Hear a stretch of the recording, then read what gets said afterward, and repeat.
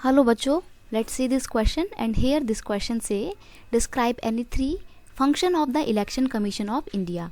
भारत का जो election commission of India है उसकी क्या क्या फंक्शन है, क्या क्या ड्यूटी है और कौन कौन से उसकी पावर है, ये सब आपसे इस क्वेश्चन में पूछा गया है। फंक्शन ड्यूटी पावर एक ही बात होती है, राइट। तो इसका आंसर सेम रहेगा सब क्वेश्चन में।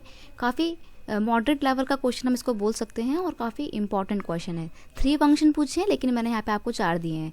तो देखते हैं, function of the election commission of India are as follows. तो कौन कौन से फंक्शन है, फंक्शंस आएगा यहाँ पे, functions of election commission, right. तो to conduct and control the election, जो भी इलेक्शन होने वाले हैं उनको कंट्रोल करना और उनको कंडक्ट करवाना, यानी कि इलेक्शन करवाना और वो भी प्रॉपर तरीके से उनको कंट्रोल वे में करवाना, ये सारा काम किसका होता है, ये होता है इलेक्शन कमीशन का ड्यूटी, राइट। नेक्स्ट है, इसका एक फंक्शन ये भी है, ये इम्प्लीमेंट करता है कोड ऑफ कंडक्ट को। कोड ऑफ कंडक्ट क्या होता है, ये एक पूरा सेट ऑफ गाइडलाइंस होता है कि सभी पॉलिटिकल पार्टी को जब अपना इलेक्शन कैंपेन करना है, अपने चुनाव का प्रचार प्रसार करना है अपनी पार्टी का, तो किन किन बातों का ध्यान रखना है, ये एक पूरा सेट ऑफ गाइडलाइंस बनाता है हमारा इंडिया का इलेक्शन कमीशन और फिर उनको इम्प्लीमेंट भी करता है, ठीक है। ये पूरी गाइडलाइंस भी सारी पॉलिटिकल पार्टी को माननी पड़ती हैं, राइट।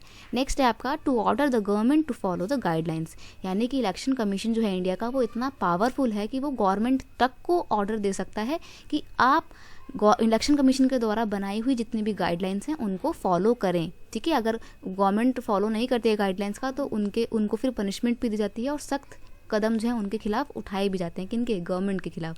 तो गवर्नमेंट को भी ऑर्डर दे सकता है कौन, election commission of India, right.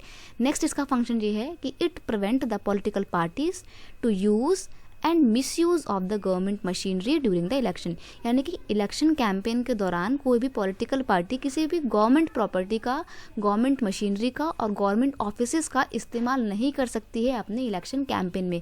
ये इस पूरी बात को भी एंश्योर करता है, ठीक है। तो हम कह सकते हैं कि जितने भी पूरे इलेक्शन होते हैं ना सारे इंडिया में, उन सबको कैसे करवाना है, किन किन बातों का ध्यान रखना है, कैसे कंट्रोल वे में सारी चीज़ें होंगी, किस तरीके से कंडक्ट करवाया जाएगा इलेक्शन, इन सब का पूरा A to Z पूरा ध्यान कौन रखता है, इलेक्शन कमीशन ऑफ इंडिया रखता है। यही इसके फंक्शन होते हैं मेन, ठीक है। और ये देखो इसकी पावर इतनी होती है कि जैसे जुडिशरी बहुत ज़्यादा पावरफुल है ना और बिल्कुल स्वतंत्र है, बिल्कुल इंडिपेंडेंट बॉडी के तौर पे काम कर रही है, वैसे ही इंडिया का इलेक्शन कमीशन भी बहुत ही पावरफुल है और जुडिशरी के ही समान बिल्कुल फ्रीडम के साथ बिल्कुल ओपन बॉडी के तौर पे काम कर रहा है। कोई भी गवर्नमेंट इसके ऊपर किसी भी तरीके का कोई भी इंटरफेयर नहीं कर सकती, किसके ऊपर, इलेक्शन कमीशन के ऊपर, ठीक है। तो समझ गए ना कैसे एकदम स्वतंत्र बॉडी है ये। I hope you understand it well. Best of luck.